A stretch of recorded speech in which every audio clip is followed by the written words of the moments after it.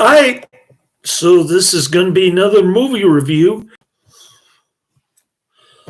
This one's called 39 Steps, 1935. I'm giving it 4 out of 5 stars. I thought this is one of the best Hitch movies that involves espionage. And the reason why is the last few minutes of the movie are just completely blew me away. What a fantastic ending to this film. What a beautiful film poster. The 39 Steps is a 1935 British spy thriller film. Not my favorite genre, especially when it comes to Alfred Hitchcock. Usually I rate it 3 out of 5. Some of his work here in the United States with spy thrillers, I usually give him 3 out of 5.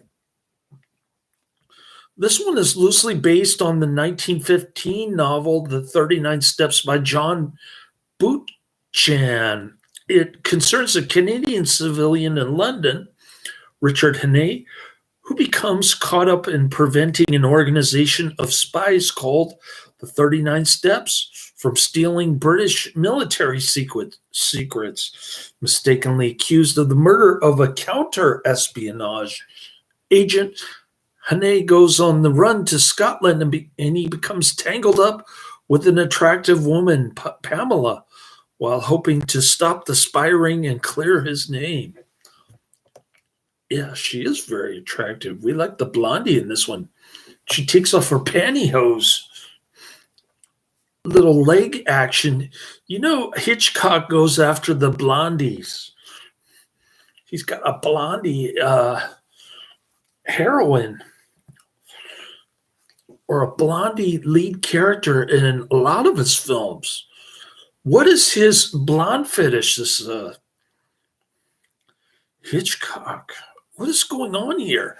Since its initial release, the film has been widely acknowledged as a classic. Filmmaker and actor Orson Welles referred to it as a masterpiece. Screenwriter Robert Towne remarked, "It's not much of an exaggeration to say that all the contemporary escapist entertainment begins with the 39 Steps." At a London music theater hall, Richard Hannay is watching Mr. Memory demonstrate his powers of fact recall by answering trivia questions from the audience.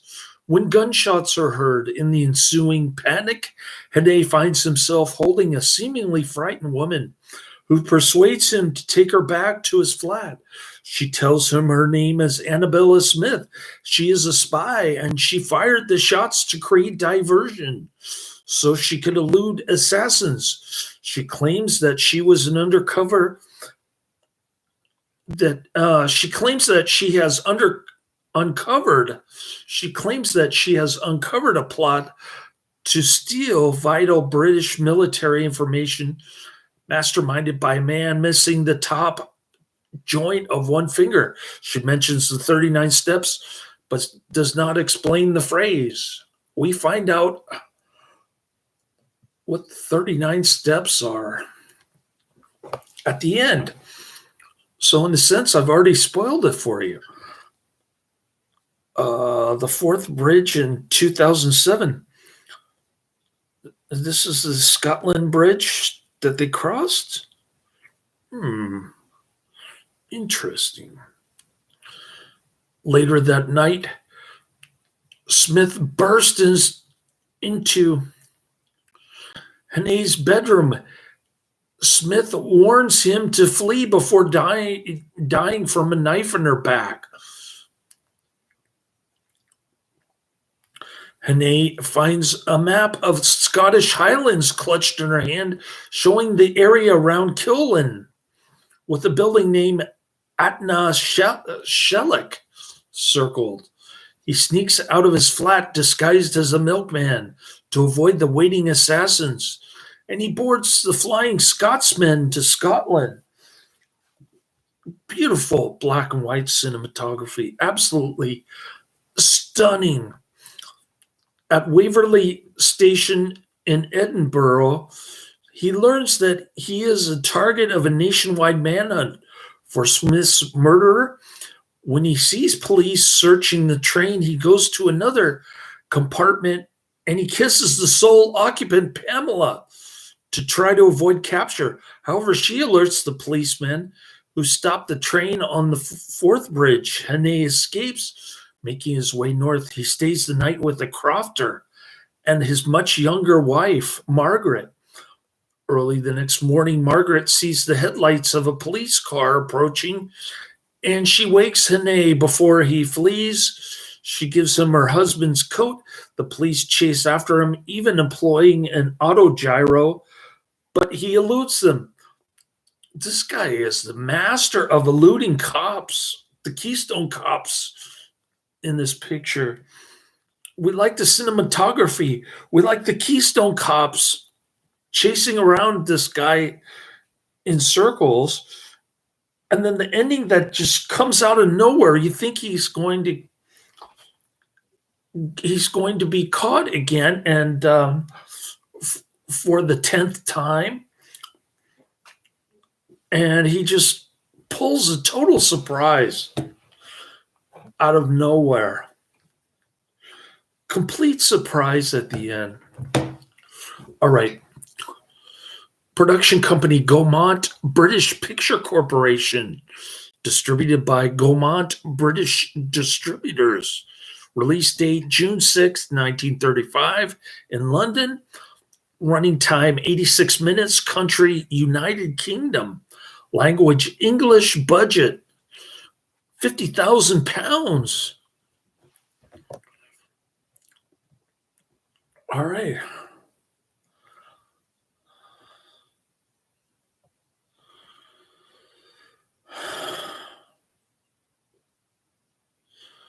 Making Hannay's way north. Oh, wait.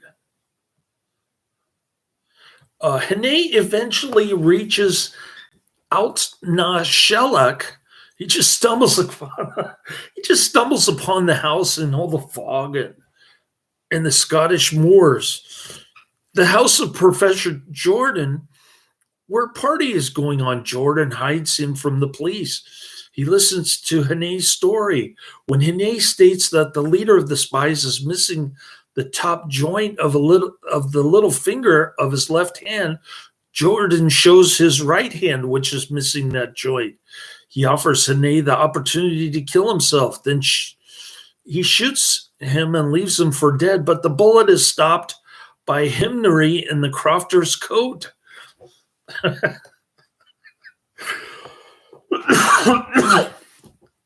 This keeps getting better and better.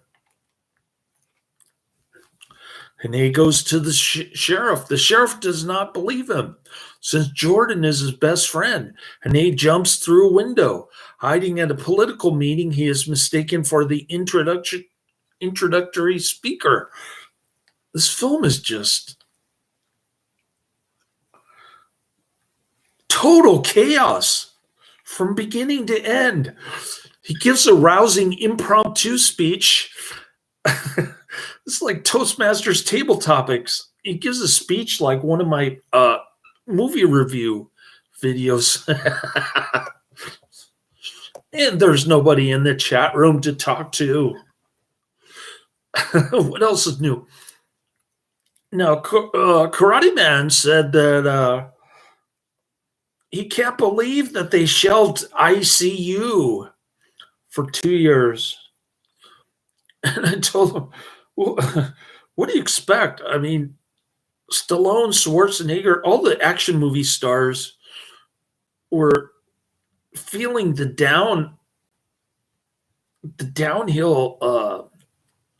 downslope of their careers in the not just in the late 90s, but in the early 90s also.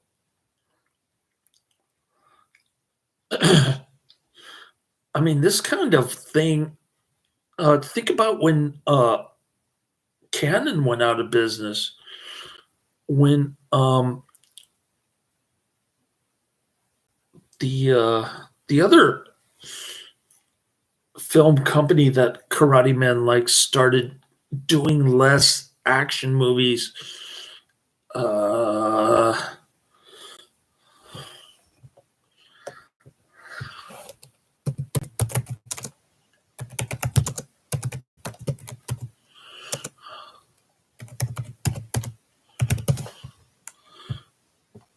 what is? All right, I'm switching gears here.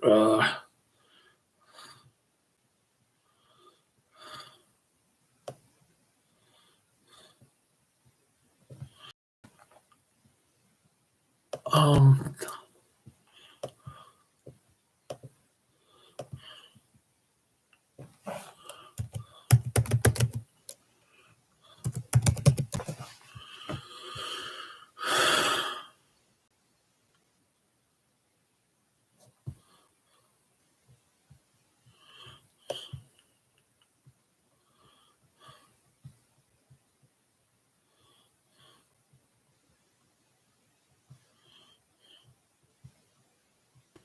hmm.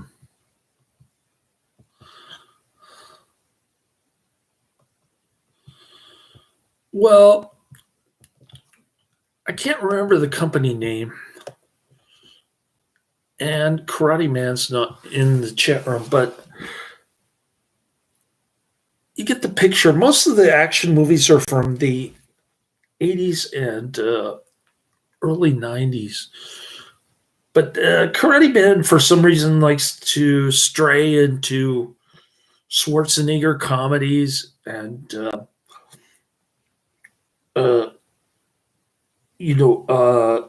Stallone movies when his career is drying up, which is fine. I'll review those. They're not bad films. They're okay, but they're um, it's not a crime against humanity if they were financial flops while the actors were having their careers go downhill, so to speak. Anyways, Hene goes to the sheriff. The sheriff does not believe him since Jordan is his best friend. Hene jumps through a window. Oh, man. All right. Pamela, who happens to be attending the rally, gives him away to the police once more. So Pamela shows up out of nowhere, the lady on the train, the hot blondie that he kissed. Oh, man.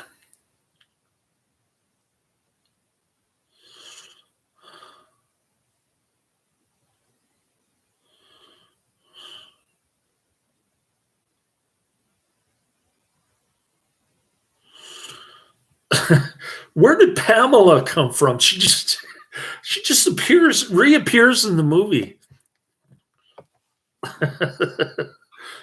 She just happened to be at this rally. Really? Okay, she gives him away to the police once more. He's taken away. The policeman insists Pamela accompany them. When they pass the policeman, in quotation marks, when they pass the local police station, they say they're going to Inverary, 40 miles away. Hene realizes they are agents of the conspiracy. They are not policemen. But the dumb blonde doesn't understand what's going on. She thinks she's sitting in the back seat with a murderer. When the men get out to disperse some sheep blocking the road, they handcuff Pamela to Hene. Hene escapes into the foggy night, dragging Pamela with them. And she still thinks that he's a serial killer or something. They make their way across the countryside and they stay the night at the inn. While Hene sleeps, Pamela managed to slip out of the handcuffs. but she overhears one of the fake policemen on the telephone confirming Hane's story. She returns to the room. You see what I mean? This movie is total chaos. The next morning, she tells him that she overheard the spies saying that Jordan will be picking something up at the London Palladium. Palladium, that sounds like a 90s dance club in San Francisco. He sends her to London to alert the police, but no secret documents have been reported missing, so they do not believe her. Instead, they tail her, hoping that she will lead them to Hane. She goes to the Palladium, where a show is on stage. When Mr. Mercury is introduced and he begins taking questions from the audience, Hane recognizes his theme music, a catchy tune he has been unable to forget, sort of like the tunes that are playing in my head every day. Until I think of a new tune. Hane, upon seeing Jordan, signals Mr. Memory. Mr. Memory realizes that Mr. Memory has memorized the secrets. As the police are about to take Hane away, he shouts, "What are the 39 steps?" Mr. Memory compulsively answers, "The 39 Steps is an organization of spies collecting information on behalf of the Foreign Office of," at which point Jordan shoots Mr. Memory before being apprehended. Talk about turning the tables. And this is the last couple minutes of the movie. Unbelievable. Hitchcock is amazing. I won't give this 5 out of 5 stars just because I dislike the genre, but you have to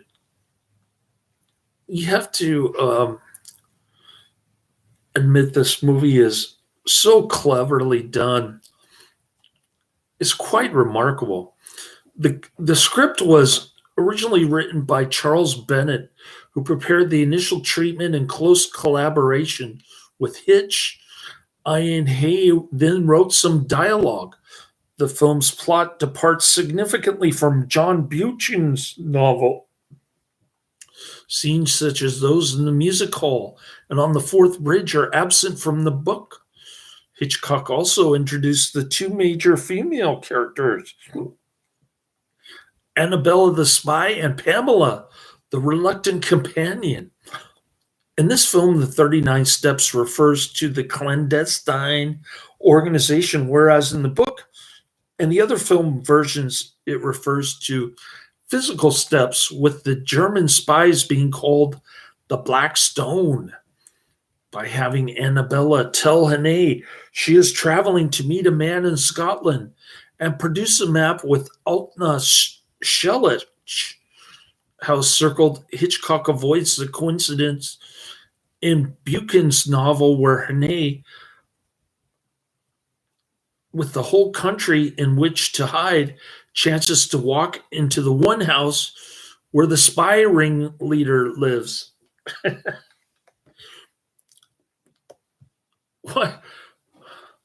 Why did the spy leader just not allow the police in his house?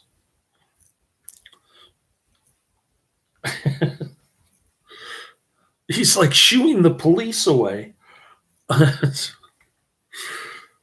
Anyways, The 39 Steps was a major British film of its time.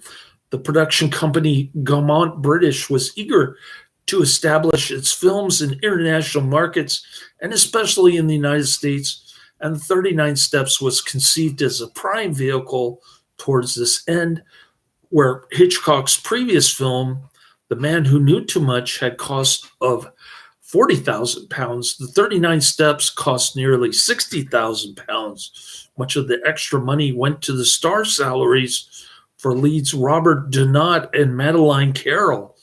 Both had already made films in Hollywood and were therefore known to U.S. audiences at a time when British cinema had few international stars, this was considered vital to the film's success.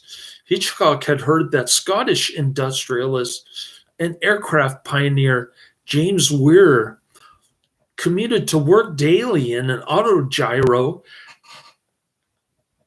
and he worked the aircraft into the film. Hitchcock had worked with Jesse Matthews on the film Waltzes from Vienna, and Hitch reportedly did not like her very much.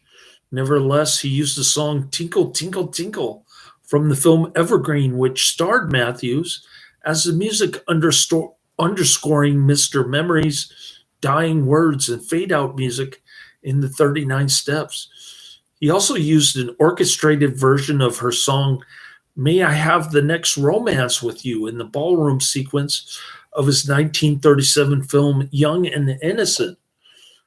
39 Steps is one in the line of Hitchcock films based on an innocent man being forced to go on the run, including The Lodger, Saboteur, and North by Northwest. The film contains a common Hitchcockian trope of a MacGuffin, a plot device which is vital to the story but irrelevant to the audience. In this case, the designs for a secret silent aeroplane engine.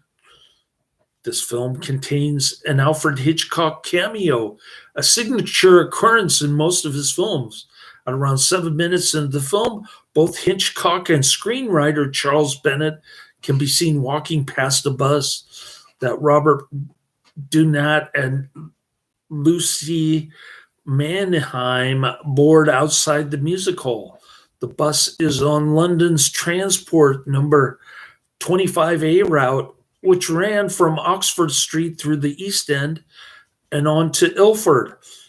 As author Mark Glancy points out in his 2003 study of the film, this was similar ground to Hitchcock, who lived in Leytonstone and then in Stepney in the East End as a youth. The director's appearance can thus be seen as an assertion of his connection with the area, but he was by no means romanticizing it. As the bus pulls up, he litters by throwing a cigarette packet on the ground. Hitchcock is also seen briefly as a member of the audience scrambling to leave the music hall after the shot is fired in the opening scene. So let's put Hitchcock in the movie credits for not only direction, but he was a star. He had 2 cameos in this one. I don't know any of the other stars in this movie.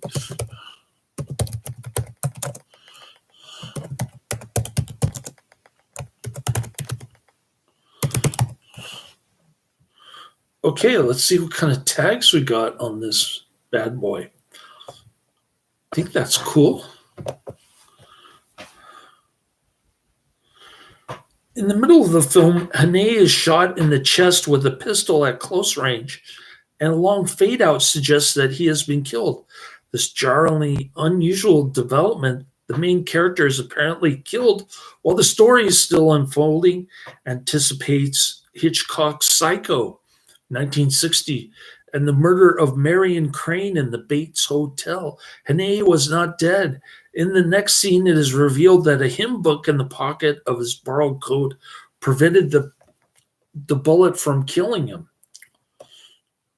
The film established Madeleine Carroll as a template for Hitchcock's succession of ice-cold and elegant leading ladies, Hitchcock blondies. Of Hitchcock's heroines, as exemplified by Carroll, film critic Roger Ebert wrote, the female characters in his films reflected the same qualities over and over again. They were blonde, they were icy and remote, they were imprisoned in costumes that subtly combined fashion with fetishism. They mesmerized the men, who often had physical or psychological handicaps. Sooner or later, every Hitchcock woman was humiliated. In keeping with many of Hitchcock films, key sequences are set in familiar locations. In this instance, King's Cross Station, Piccadilly Circus station, and a dramatic sequence on the Fourth Bridge. Contemporary reviews were very positive.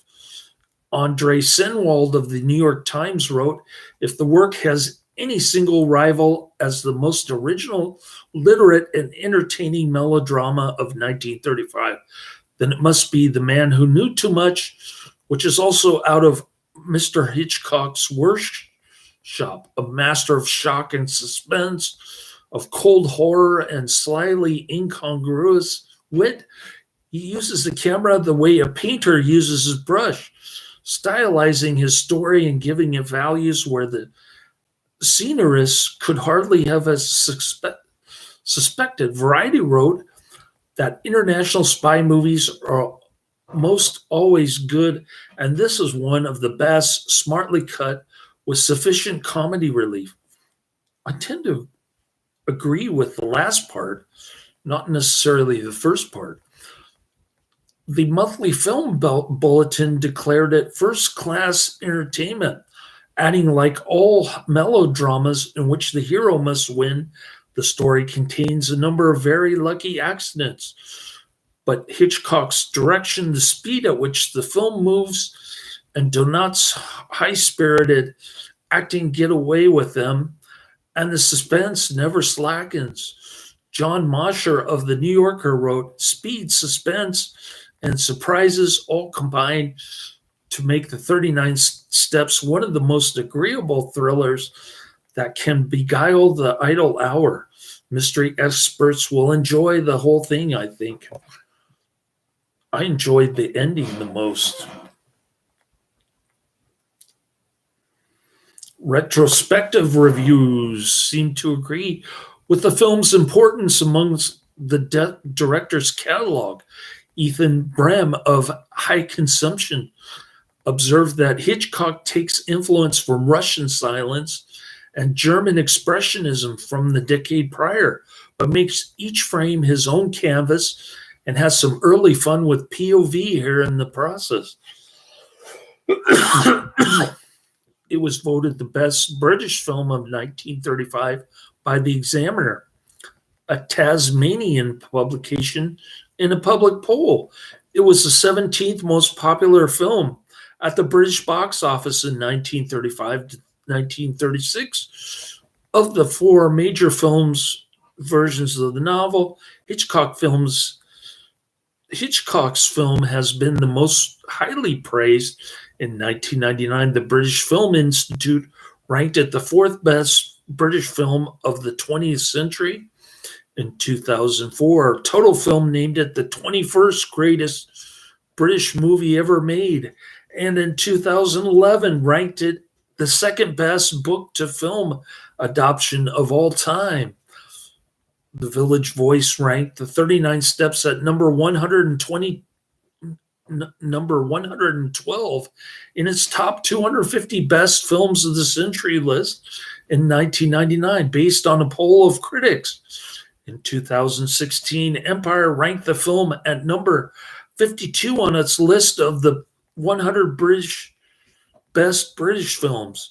In 2017, a poll of 150 actors, directors, writers, producers, and critics for Time Out magazine saw it ranked the 13th best British film ever. 39 Steps was one of Orson Welles' favorite Hitchcock films, and of it he said, "What a masterpiece." In 1939, Welles starred in a radio adaptation of the same source novel with the Mercury Theatre on the air. On Rotten Tomatoes, the film has an approval rating of a whopping 96%, based on 53 reviews, with an average rating of another whopping 8.9 out of 10. The web's critical consensus reads, "Packed with twists and turns, this essential early Alfred Hitchcock features hints at dazzling heights he'd reached later in his career." In 2021, the Daily Telegraph included the film on its unranked list of the 100 best British films of all time. In 2022, Time Out magazine ranked the film number 8 on its list of the 100 best thriller films of all time. And that sounds about right. According to one source, the 39 Steps is copyrighted worldwide, but has been heavily bootlegged on home video. Despite this, various licensed restored releases have appeared on DVD, Blu-ray, and video on demand services from Network in the UK, the Criterion Collection in the US, and many others. Now, I watched this for free on Cult Cinema Classics.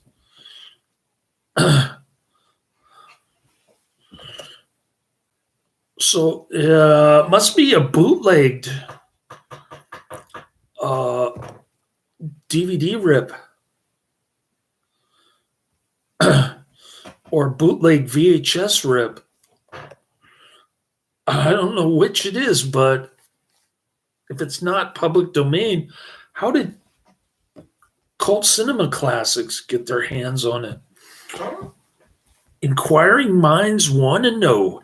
In Chapter 10 of J.D. Salinger's novel, The Catcher in the Rye, the protagonist, Holden Caulfield, recounts the admiration that he and his younger sister, Phoebe, have for the film. Phoebe. Did I say Phoebe? I meant to say Phoebe, like Phoebe Cates. The comedy play, The 39 Steps, is a parody of this film version of the story with a cast of just 4 people for all the parts. It was written in 1995 by Simon Corbel and Nobby Diamond. A version rewritten in 2005 by Patrick Barlow has played in the West End and on Broadway.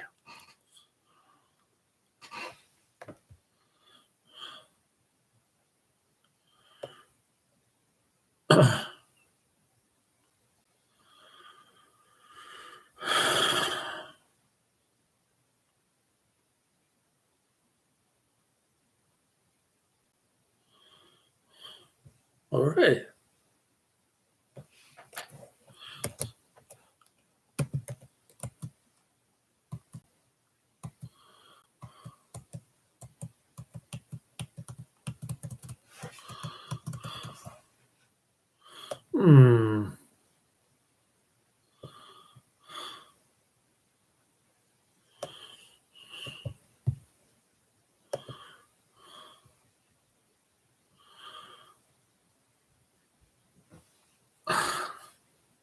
All right. So in The Catcher in the Rye, J.D. Salinger's novel, Holden Caulfield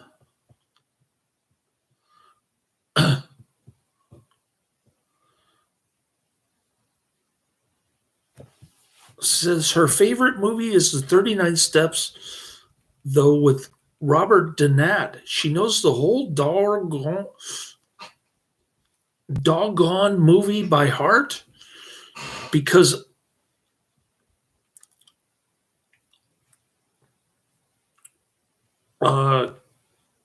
she's been taken to see it about 10 times. When old Donat comes up to a Scotch farmhouse, for instance, when he's running away from the cops and all, Phoebe will say right out loud in the movie, right when the Scotch guy in the picture says it, "Can you eat the herring?" She knows all the talk by heart. There you go. I've never read The Catcher in the Rye. I'm not into lamestream movies or lamestream books that have been condemned. All right. Steps, 1935, 1 hour, 26 minutes. Perfect timing.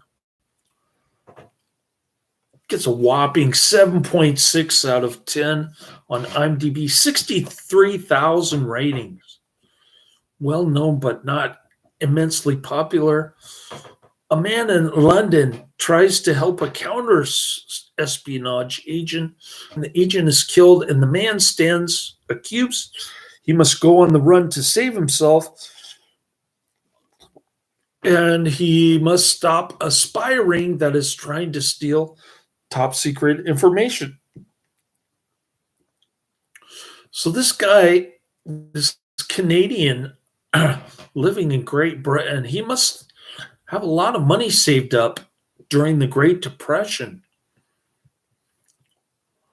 or during economic downturn. I think it was worldwide. This economic malaise of the 1930s. So where did he get all this money stashed up where he can just become an amateur spy? I always wonder that when I see these movies with amateur spies in them. More like this. The Lady Vanishes, Sabotage, The Man Who Knew Too Much, and Shadow of Doubt. Shadow of Doubt is even better than this. Before filming the scene where Hannay, Robert Donat, and Pamela Madeline Carroll run through the countryside, Sir Alfred Hitchcock handcuffed them together, and he pretended for several hours to have lost the key in order to put them in the right frame of mind for such a situation. The newspaper Hannay looks at the on the Flying Scotsman is dated Wednesday, and it tells of the murder the night before. But when Hannay is arrested, Sheriff Watson says it's for the murder of a woman on Tuesday last. But when Hannay is telling Pamela when he last slept, he tells her it was last Saturday. Quotes Richard Hannay, I know what it is to feel lonely and helpless and have the whole world against me. And those are things that no man or woman ought to feel. Okay. Well, I feel that way all the time. That's why I do movie reviews. That's why I go to work. That's why I pick up my son 4 times a week.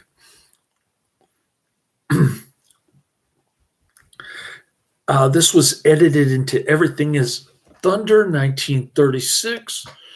We've got soundtrack Russian Dance, arranged by Hubert Bath. All right. Here's an even higher rating than mine. Daniel Lead Columbi posted a review on IMDb dated April 16, 2018. The title of the review is Donat and Carol Dance a Hitchcock Tune. And this Daniel Lead Columbi gives it a 9 out of 10. I'm giving it an 8 out of 10. Tight and delicious. Everything matters and nothing matters. An amazing commercial eye without detracting from the poetry. Poetry, yes, poetry. Robert Donat was one of the best actors of his generation. He's not better known. Maybe because I've never seen any other of his movies. Maybe he will be rediscovered. The 39 Steps, The Winslow Boy, Goodbye, Mr. Chips, just to name 3 of his spectacular performances. I may have seen Goodbye, Mr. Chips. I'll have to double check. Madeline Carroll is perfect as an early, classy, and icy Hitchcock blondie. The coupling of Donat and Carroll has all the signature traits of the master, and it's downright irresistible, not to be missed. All right. So that's the end of my review. I'll go through my movie list super quick, and then I'll have a little sippy poo of wine. I got an extra bottle. I got my 4th bottle from work today.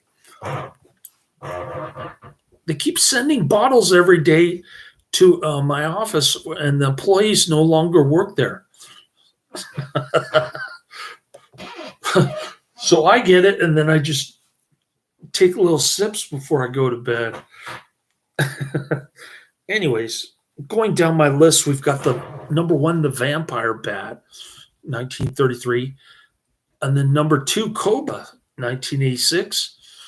And number 3, Dial M for Murder, 1954. So those are the next 3 coming up down the pike. Hope you enjoyed my review. And I'm ready to crash out and wake up early for my next work adventure tomorrow. Laters.